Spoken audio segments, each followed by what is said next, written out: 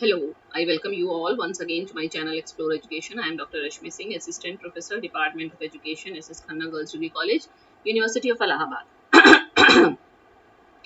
Okay, so I am here with a new topic, that is environmental pollution, air, water, and noise or sound.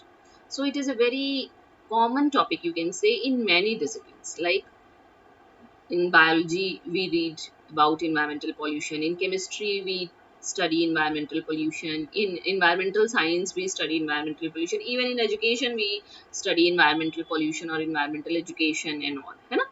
तो environmental pollution, वातावरणीय प्रदूषण, ये बहुत common topic है और सबको पता होना चाहिए, क्योंकि हम सबका कंसर्न वातावरण से है। हम कैसे वातावरण को प्रदूषित करते हैं और कैसे वातावरण के प्रदूषण को रोका जा सकता है। और बीइंग अ ह्यूमन, हम सभी प्रभावित होते हैं वातावरणीय प्रदूषण से, इसलिए ये टॉपिक जरूरी है और सबको पता होना चाहिए। तो शुरू करते हैं कि पॉल्यूशन क्या है, प्रदूषण क्या है। तो ह्यूमन एक्टिविटीज डायरेक्टली और indirectly effect the environment adversely. जो मानवीय क्रियाएं हैं वो कभी कभी डायरेक्टली, सीधे या अप्रत्यक्ष रूप से वातावरण को बुरी तरीके से प्रभावित करती हैं। पॉल्यूशन में be defined as addition of undesirable material into the environment. हम अगर प्रदूषण को डिफाइन करें तो हम ऐसे कह सकते हैं कि वातावरण में कुछ ऐसा मिल रहा है जो अवांछनीय है। और वो क्यों मिल रहा है? क्योंकि ह्यूमन कुछ न कुछ ऐसी एक्टिविटी कर रहा है। The agents which cause environmental pollution are called pollutants. और वो कारक जो वातावरणीय प्रदूषण उत्पन्न करते हैं वो प्रदूषक कहलाते हैं। A pollutant may be defined as a physical, chemical or biological substance unintentionally released into the environment which is directly or indirectly harmful to humans and other living organisms. तो प्रदूषक क्या हो जाएगा? या तो ये कोई भौतिक या रासायनिक या जैवीय पदार्थ होगा जो हम जानबूझ के नहीं रिलीज कर रहे हैं, लेकिन कई बार जानबूझ के भी रिलीज किया जाता है। जानबूझ के नहीं छोड़ रहे हैं, लेकिन वातावरण में जा रहा है ये मनुष्य की क्रियाओं से, और ये मनुष्य को और बाकी जीव जंतुओं को भी प्रभावित करता है, कभी कभी सीधे, कभी कभी अप्रत्यक्ष रूप से। तो पॉल्यूशन कैसे डिफाइन किया जाएगा? पॉल्यूशन में be defined as an undesirable change, यानी कि ये वो परिवर्तन है जो हमने चाहा नहीं लेकिन हो गया। कहाँ हुआ है? फिजिकल, केमिकल और बायोलॉजिकल कैरेक्टरिस्टिक्स में हुआ है।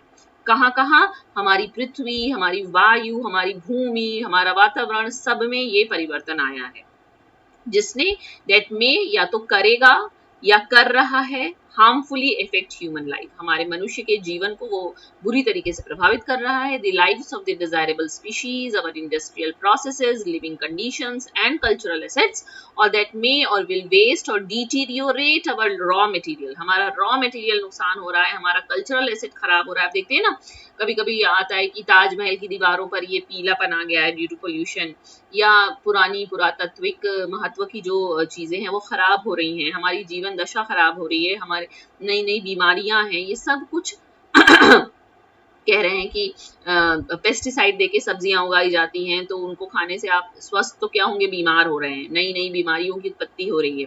तो ये सब कुछ प्रदूषण की वजह से है। तो pollution is mostly man made, मुख्यतया हम ही जिम्मेदार हैं अपनी पृथ्वी को प्रदूषित करने के लिए, बट इट कैन ऑल्सो भी बी नेचुरल, बट कभी कभी ये प्राकृतिक भी हो सकता है। तो प्राकृतिक कब होगा? जब वोल्केनिक इरप्शंस होते हैं, जब ज्वालामुखी फूटता है। तो ये आप इसको नहीं कर रहे हैं, ये अपने आप हो रहा है, लेकिन कई हानिकारक केमिकल्स उसमें से निकलते हैं, है ना। इमिशन ऑफ नेचुरल गैसेस, कभी कभी प्राकृतिक गैसों का स्राव हो जाता है, सॉइल इरोजन हो जाता है, ultraviolet rays, cosmic rays, ये सब नेचुरल है, बट ये भी पॉल्यूशन क्रिएट करता है। बट मोस्टली क्योंकि रोज ज्वालामुखी नहीं फूट रहा है ना, इसलिए ज्यादातर जो प्रदूषण है वो मनुष्य द्वारा निर्मित है। तो पॉल्यूशन की अगर टाइप्स की बात करें तो मेनली इतना है, लेकिन आपके कोर्स में सिर्फ एयर, वाटर और साउंड या नॉइज ही दे रखा है। तो एयर पॉल्यूशन यानी कि जो हवा प्रदूषित हो रही है, जल प्रदूषित हो रहा है, हमारी मृदा या जमीन, मिट्टी प्रदूषित हो रही है। रेडियो एक्टिव पॉल्यूशन भी होता है, और ध्वनि प्रदूषण या शोर प्रदूषण आप इसको कह सकते हैं। तो एयर पॉल्यूशन जो है सबसे ज्यादा कॉमन है, सबसे ज्यादा हमने इसको महसूस किया है। एयर पोल्यूशन कब होगा? जब हम क्या पाएंगे कि presence of foreign material in the air which are harmful to man and environment. जब आप केमिस्ट्री में पढ़ते हैं तो वो एयर का कॉम्पोजिशन बता देता है कि कौन सी गैस कितनी है, ऑक्सीजन कितने प्रतिशत है, कार्बन डाइऑक्साइड कितनी है, NO2 कितनी है, H2O की, सब पता है उसमें। तो कोई ऐसा फॉरेन मटेरियल एयर में आ जा रहा है जो कि मनुष्य और वातावरण के लिए नुकसानदेह है, तो कहा जाता है कि वायु जो है वो प्रदूषित है। प्रदूषक इसमें हो सकता है नेचुरल और एंथ्रोपोजेनिक। एंथ्रोपोजेनिक मतलब मनुष्य द्वारा उत्पन्न, मनुष्य द्वारा, नेचुरल मतलब प्राकृतिक। तो मनुष्य कैसे कैसे वायु को प्रदूषित करेगा? डोमेस्टिक कारणों से, घरेलू कामों से, कमर्शियल, हम ऐसा व्यवसाय करते हैं जिससे वायु प्रदूषित होती है।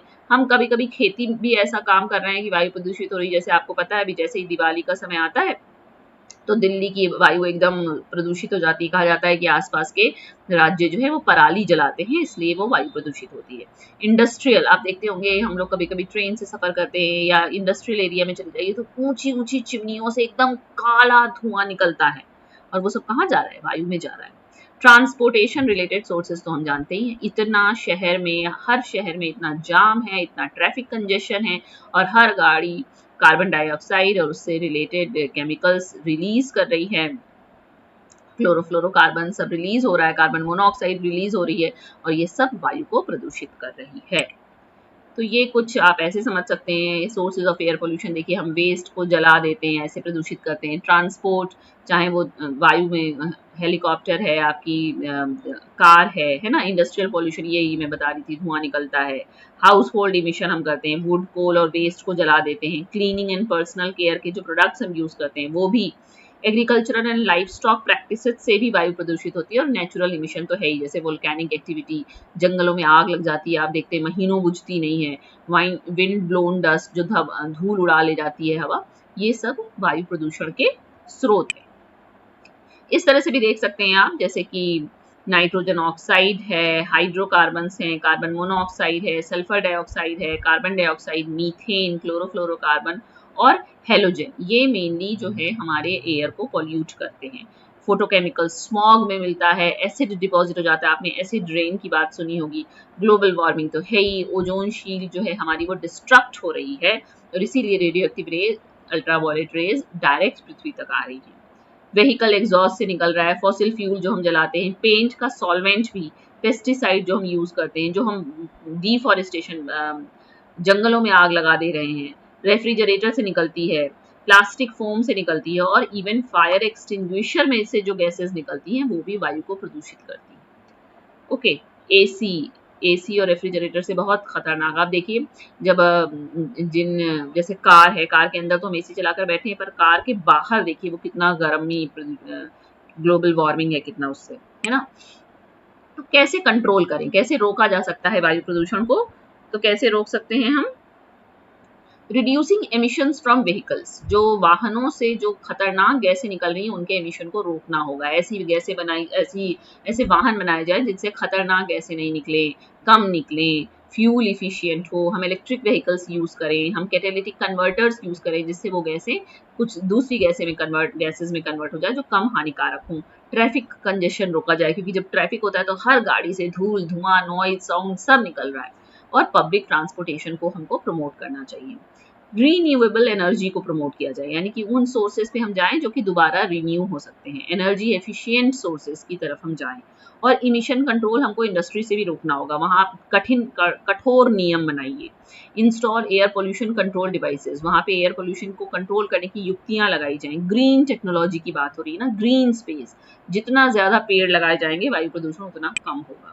यही बात हो गई। इंक्रीजिंग ग्रीन स्पेसेस, हमको जब चलिए आप सड़क पर तो आपको खास तौर से गर्मी में लगता है कि एक पेड़ होता, उसकी छाया मिल जाती, और आपको पता ही है कि पेड़ आपका ऑक्सीजन दे रहा है ना। तो ट्री प्लांटिंग, पेड़ लगाइए। अर्बन ग्रीन स्पेसेस, खास तौर से शहरों में, शहरीकरण के चक्कर में जो पेड़ काटे गए और बिल्डिंग बनाई गई, अब समझ में आ रहा है कि शहर में गर्मी का मौसम काटना कितना मुश्किल है। तो ग्रीन स्पेसेस बढ़ाने की बात हो रही है। और इंडिविजुअल एक्शन से हम सब कर सकते हैं। छोटी दूरी को कवर करने के लिए व्हीकल मत निकालिए, एनर्जी कंजर्व कीजिए, पेड़ लगाइए, वेस्ट कम निकालिए, और स्टे इन्फॉर्म, मतलब हमको पता होना चाहिए कि हमको क्या करना है, क्या नहीं करना। अब बात होती है वाटर पोल्यूशन की। इस तरीके के आपने चित्र बहुत देखे होंगे। सब कुछ हम पानी में डाल देते हैं, सब कुछ हमें लगता है कि हमने बहुत अच्छा काम कर दिया है, सब गंदगी, प्लास्टिक, सब कुछ पानी में डाल के। तो जल प्रदूषण क्या है? It is defined as the addition of some substance. जल में कुछ मिल गया है, क्या मिल गया है? वो कार्बनिक है, अकार्बनिक है, जैवीय है, या रेडियोलॉजिकल है, या हीट है, जिसने क्या किया है? क्वालिटी ऑफ वाटर को डिग्रेड कर दिया, पानी की गुणवत्ता कम हो गई है। So that it either becomes health hazards और अनफिट फॉर यूज। या तो वो यूज करने लायक नहीं रहा, या उसको यूज करने से आपको स्वास्थ्य संबंधी बीमारियां भी हो सकती हैं। अगर हम सोर्सेस की बात करें तो पॉइंट सोर्स है और नॉन पॉइंट सोर्स है जल को प्रदूषित करने के लिए। जैसे म्यूनिसिपल वेस्ट निकलता है, कि सारा म्यूनिसिपैलिटी का वेस्ट जल नदियों में जा रहा है, तो उससे बायोलॉजिकल ऑक्सीजन डिमांड, ये सब बीओडी सीओडी सब बढ़ गया है। इंडस्ट्रियल वेस्ट भी पानी में जा रहा है, जैसे बहुत सारे फ्लोराइड, सल्फेट, साइनाइड, आयरन के ऑक्साइड्स, मरकरी, एसिड, एल्कली सब निकल के पानी में जा रहा है और ये सब पानी को प्रदूषित कर रहा है। Thermal pollution, main sources are thermal and nuclear power plant, और नॉन पॉइंट सोर्सेज भी हैं, जैसे कि खेती से निकलने वाला सारा कूड़ा कचरा, फर्टिलाइजर, पेस्टिसाइड, सब केमिकल है, फंजीसाइड, सब्सटेंसेज लाइक डीडीटी हम यूज करते हैं पेस्टिसाइड के रूप में, और ये सब हमारे जल को प्रदूषित कर रहा है। देखिए, जल प्रदूषण, वायु प्रदूषण, ये अपने आप में बड़े बड़े टॉपिक हैं, लेकिन हम सुपरफिशियली उसको इतना टच कर रहे हैं कि आप जान सकें क्या। फिर जैसा प्रश्न पूछा जाएगा उस हिसाब से आप इसका उत्तर लिखिएगा। जैसे कि ये भी हो सकता है कि जल प्रदूषण ऐसा भी हो सकता है कि सरफेस वाटर पे है या ग्राउंड वाटर पे भी आ गया है, और तो ये सारी बातें भी हैं इसमें। हम कैसे सॉरी, ये सोर्स नहीं है, यहाँ पे होना चाहिए था इम्पैक्ट, क्या क्या नुकसान दे रहा है जल प्रदूषण हमको। तो द वेस्ट वाटर और सीवेज कंटेन्स पैथोजेंस, उसमें रोग उत्पन्न करने वाले बैक्टीरिया हैं, उनसे जॉन्डिस, कॉलरा, टाइफॉइड, अमीबियोसिस नामक जैसी बीमारियां हो जाती हैं इस तरीके का प्रदूषित जल इस्तेमाल करने से। हैवी मेटल से बहुत खतरनाक बीमारियां हो जाती हैं, जैसे मरकरी कंपाउंड अगर चला गया आपके पेट में पानी के साथ, तो मेथाइल मरकरी बना देता है, जिससे वो आपका लिम्ब, लिप्स और टंग नम्ब पड़ जाएंगे, सुन्न पड़ जाएंगे, आपका विजन प्रभावित हो सकता है ना। फिर मिनीमाटा डिजीज 1952 में जापान में हो गई थी, ये भी मरकरी के कंजम्पशन से होती है। कैडमियम की वजह से इटाई डिजीज हो जाती है, ये भी एक बहुत खतरनाक बीमारी है। लेड की वजह से anaemia, headache, loss of muscle power and bluish line around gums, इस तरीके की बीमारियां हो जाती हैं। तो जल प्रदूषण कितना नुकसानदेह। देखिए, जल खराब प्रदूषित जल आपके शरीर में चला गया तो बीमार होना लाजमी है। फिर कैसे नियंत्रित करें जल प्रदूषण को, कैसे रोक सकते हैं आप? वेस्ट वाटर ट्रीटमेंट लगाइए, यानी कि वेस्ट वाटर जो निकल रहा है उसको पहले ट्रीट करेंगे, उसकी गंदगी निकालेंगे, तब आप उसको नदी में प्रवाहित करेंगे। प्लास्टिक वेस्ट घटाइए, वाटर को बचा के रखिए, सस्टेनेबल एग्रीकल्चरल प्रैक्टिसेस हम यूज करें, उसमें हम कम से कम पेस्टिसाइड यूज करें। जो लॉज और रेगुलेशंस बने हैं नदियों को, तालाबों, पोखरों को प्रदूषण से बचाने के लिए, उसका कड़ाई से पालन किया जाए, और जो लोग हैं, जनता है, वो भी शिक्षित हो और अवेयर हो, जागरूक हो कि उसको सब गंदगी पानी में नहीं बहा देनी है, नदी में नहीं डाल देनी है। और नॉइज पोल्यूशन, ये किसी भी शहर का आम सीन है, हर समय हॉर्न, धुआं, धूल, शोर। आप जाके देखिए शहर में से आधे घंटे का आप काम करके आएंगे, आपके सर में दर्द हो जाएगा। तो production of unwanted sounds that are annoying, distracting and causes irritation to one's ears which comes from an external source। यानी कि ध्वनि प्रदूषण क्या है? हमको कोई ऐसी आवाज बार बार पड़ रही है जो हमें, जिससे हमको नाराजगी हो रही है, हम डिस्ट्रैक्ट हो रहे हैं, हमको इरिटेशन हो रही है, वो सब नॉइज पोल्यूशन का कारण होता है। Sound becomes undesirable when it disturbs the normal activities, जब हमारी दैनिक जीवन की नॉर्मल क्रियाओं को साउंड प्रभावित करने लगती है, तो अवांछनीय वैसा साउंड प्रदूषण कहलाता है। वर्ल्ड हेल्थ ऑर्गेनाइजेशन ने भी कहा है कि noise must be recognised as a major threat to human wellbeing, यानी कि मनुष्य के कल्याण के लिए शोर को एक मेजर थ्रेट के रूप में पहचान मिलनी चाहिए। ओके, सोर्सेज देखिए, ट्रैफिक सबसे बड़ा सोर्स, रेलवे पे देखिए, कंस्ट्रक्शन जहां होता रहता है, घर घर मशीन की आवाज, पत्थर की कटाई की आवाज, कितना शोर है, आप कुछ नहीं कर सकते वहां पे। इंडस्ट्रियल प्रोडक्शन जहां हो रहे हैं, एयरक्राफ्ट का नॉइज बहुत तेज होता है। हाउस होल्ड नॉइज, कहीं मिक्सी चल रही है, कहीं एसी चल रहा है, कहीं जोर से टीवी चला रहे हैं बच्चे, रेडियो चल रहा है, एयर कंडीशनर से भी इवन, और मैनी मोर एक्टिविटीज से नॉइज पोल्यूशन होता है। इम्पैक्ट किस में नापा जाता है? नॉइज पोल्यूशन को डेसिबल में नापा जाता है। नॉर्मल ह्यूमन जो है वो 0 से 140 डेसिबल की ध्वनि को डिटेक्ट कर सकता है, और 120 से 150 डेसिबल की जब ध्वनि हो जाती है तो वो हमको कष्ट और समस्या देती है। मनुष्य को कैसे प्रभावित करता है शोर? हम बाधित, ध्वनि बाधित हो सकती है, आपकी काम करने की क्षमता घट जाती है, आप थकान महसूस करते हैं, आपको प्रॉपर नींद नहीं आएगी, आपको हृदय से संबंधित बीमारियां भी हो सकती हैं, और आपका कंसंट्रेशन लैक होता है। तो कैसे कंट्रोल करें? इन्फोर्स नॉइज रेगुलेशंस, जो शोर को रेगुलेट करने के नियम हैं उसका पालन किया जाए। हम इलीगल नॉइज सोर्सेज को एड्रेस करें, उसको रोकें, मॉनिटरिंग करें। ग्रीन स्पेसेस, देखिए पेड़ लगाना हर समस्या, हर प्रदूषण का इलाज है। अगर हम ग्रीन स्पेसेस और अर्बन प्लानिंग को प्रमोट करेंगे तो नॉइज पोल्यूशन कम होगा। नॉइज रिड्यूसिंग टेक्नोलॉजीज का प्रयोग कर सकते हैं, साइलेंसर लगाइए, इस तरीके की चीज़ें यूज़ करिए। और पब्लिक अवेयरनेस एंड एजुकेशन भी हर प्रकार के प्रदूषण को रोकने में प्रभावी है।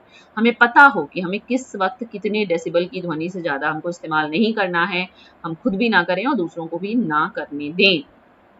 ओके, तो ये एक जनरल कवरेज आपके एनवायरमेंटल पोल्यूशन का जो कि आपके कोर्स में है, एयर, वाटर एंड नॉइज, और बहुत कुछ है इसमें। अब यही साइंस के बच्चे जब इसको पढ़ेंगे तो वो उसमें केमिकल रिएक्शंस भी लिखेंगे, क्योंकि मैंने आपसे आपके लिए इसको बनाया तो केमिकल रिएक्शंस, इसीलिए मैंने इसमें इस्तेमाल नहीं किए।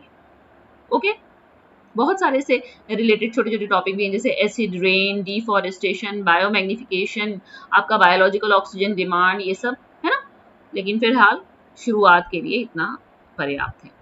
Okay, so thank you and don't forget to like and subscribe my channel Explore education.